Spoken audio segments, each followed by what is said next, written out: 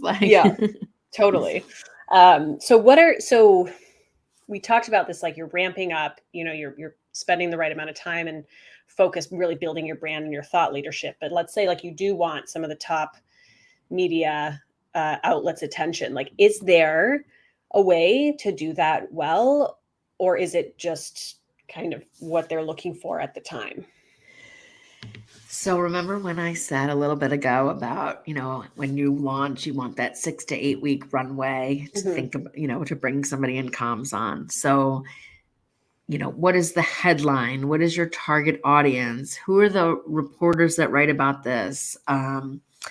What is your pitch? Why do people care? Like, I do that a lot with clients. Like, oh, you want me to pitch this? Like, so what? Tell me why. Why would people care?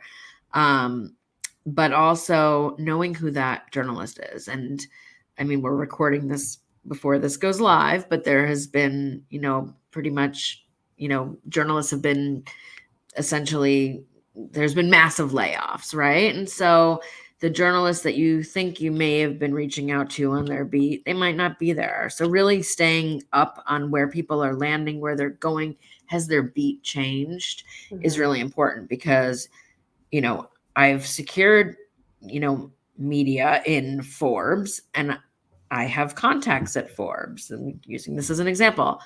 And so I have gotten media placed about healthcare and entertainment. So if you come to me, I guess health tech and entertainment, but if you come to me with a CPG brand, yeah, I've gotten coverage in Forbes, but those aren't the reporters that are going to write about it. It's not like, oh, well, that's not your beat, but can you do me a favor and write about it anyway? Like, no, that's not how it works. Like, Right. find that reporter that writes about it and then pitch that reporter because they'll care. Right.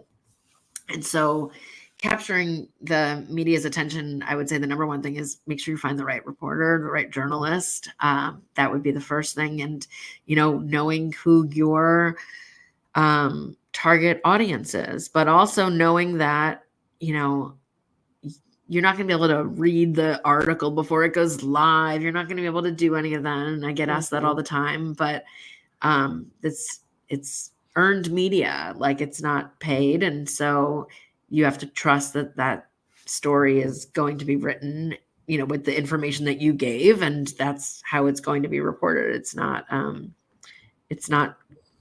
exactly, it's not advertising, so it's not totally in your hands. And so understanding that and thinking about all the ways to capture attention. One of the examples I give a lot is like a hub and spoke model. So let's say you have a food brand and that's in the middle of the hub, and you're pitching food magazines, food publications, food writers.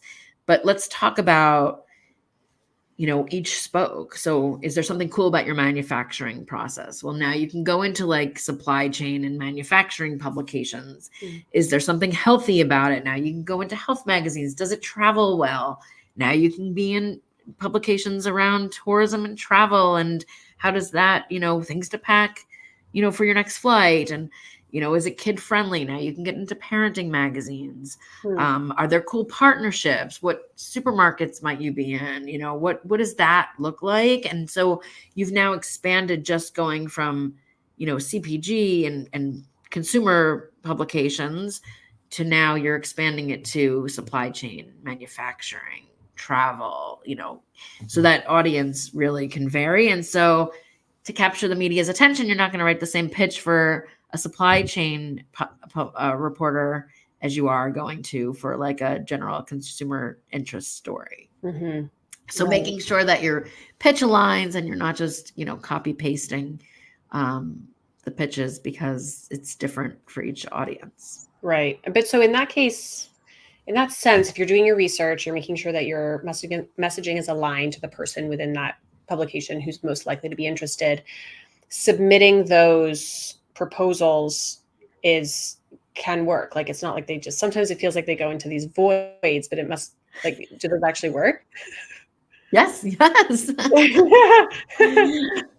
Well, when I work with different brands, sometimes they overlap and sometimes it's the same journalist, and sometimes it's totally a new you know, it might be a new geography. It might be, you know, yeah, well, I work with a lot of technology companies, but am I going to write to the same reporter that covers SaaS as I am for hardware? Like it's going to be different. So as long as you have a good solid pitch that's relevant to that journalist, right, you know, then it's up to what's breaking, what's on their plate. Are they still at that company? You know, are they on vacation? Is there, you know, another breaking story? And there's other things that, you know, could happen to push it. But if you know that what you've written is solid and in their inbox, it might not be tomorrow that you get a response, but maybe for a story later. That's happened before. I've pitched people and then they've never even reached out, and then I see them in a roundup story later. I had a client that I had landed a lot of press for on a Series A funding announcement, and they were in menopause and sexual health space.